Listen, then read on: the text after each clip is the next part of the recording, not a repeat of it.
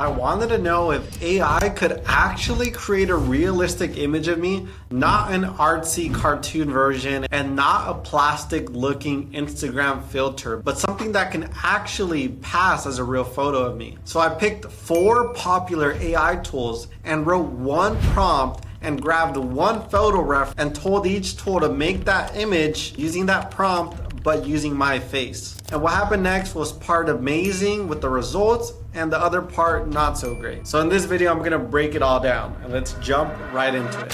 So here is the photo reference that I use. Here's a photo. I used a professional camera, so it's very crystal clear. So the first tool I use is called Ideogram. And Ideogram has a character tool here. And in here you can upload a photo of yourself and it's gonna crop out the face here. So it uses this face to create a different version of yourself. And here what's really cool about Ideogram that I actually appreciated, really liked, was that it gives you all of these templates that you can use. So if I just click on this, it gives you that full prompt and you can generate that. So here, let me show you the results. And for all of these tests, I use this sort of, medieval battles type of thing. So person heroically leading troops into battle. So this is a prompt I use. So you can see here, it got my face and these are the results. So here's one of them. The face is, pretty good, pretty decent. You can see the battle. I think the arm looks a little funky here, but that one's pretty decent. Number 2 looks a little weird. I think I look like a duck there. This one as well looks a bit weird, and the nose, not sure what facial expression that is. And then this one here, the arm just looks a little funky, but the face kind of matches. Those are the results. I was, out of all of these, I wasn't too impressed. Maybe the first one and maybe the fourth one looked the most realistic, but let me know in the comments. So this was with Ideogram. So that was the first one I used. And then if we move over here, the next one I tried is Higgsfield Soul. So this is new model that helps create realistic images. So you can see here, these are all the different examples. So here, what you want to do is you want to go to character and create your own character. Make your own character. So generate infinite selfies in different styles using your own photos. We analyze your images to learn your unique look in minutes. So when you create your character, you have to upload over 20 photos. So you can see Ideogram just use one photo, cut out your face, and kind of try to place it into that image in that prompt. Here you're giving 20 photos. The more images you provide, the better the result. Show different angles, clear facial expressions, and consistent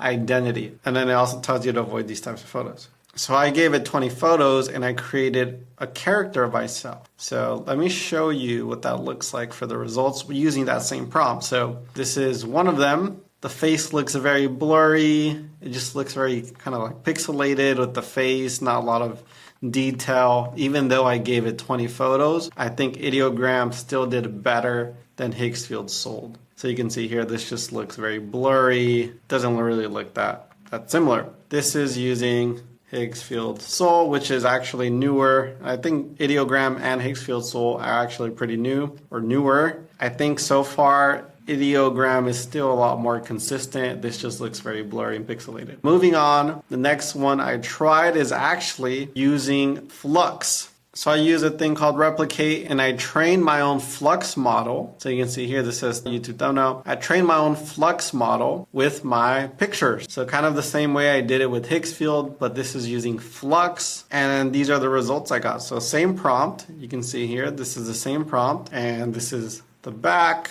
Another one, this looks more like a artistic image, not super realistic. Face is a little deformed, but you can, I still have the hair there. The hair is looking good. Here, for some reason, it gave me like a mullet, like long hair in the back. The sword looks a little weird, like a walking stick, but I mean, the facial features are there. And this one, I just decided to, not even show the face. This is using Flux, and I believe that was like Flux Laura. And I used a tool called Replicate. And I trained my own model basically the same way I did here. I uploaded some images, trained it, and I used that to create a prompt. And then the last one that I tried here, this is also using Flux, but this is using Flal.ai. So you can see here, Flal.ai, Flux Laura, that same model. And if we go to account, recent history, you can see these are the images I created. So let me show you what the results look like. This is the first one. Second one also facing the back for some reason. These last few didn't even want to show the face. The side angle, I mean, the hair is there. This one was my favorite artistically, but it still didn't exactly look like me, although it had some of the similar, you know, the hair is there, the eyebrows, mouth, nose, whatever. But this one was my favorite artistically. I think it looked the coolest, right? You have this something burning in the back, sword. Look at how that sun hits that sword. This one is the coolest. Overall, I think this was the best one, with this one being the winner here. Using Flal.ai and Flux training my own model. This one was terrible. And this one looked good, but you can see it didn't look as artistic as the Flux model. But the face was pretty consistent, being that it only used one image, which is pretty impressive, while these use like 20 images. And maybe the 20 images is what threw it off. Maybe if it was 20 images of the same location, the same spot, like maybe if this is this and the side angle, another side angle, because I did upload 20 images and they're like different locations, maybe different lighting, and maybe that could throw some of it off. But overall, this one, I mean, artistically, it's looking cooler. These as well. I like how the sun really hits the mountains there. But if we go back to Ideogram, I can show you some of the things I was trying. Is if I go to creations, you can see here I tried a few other ones. This is some of the first ones I tried.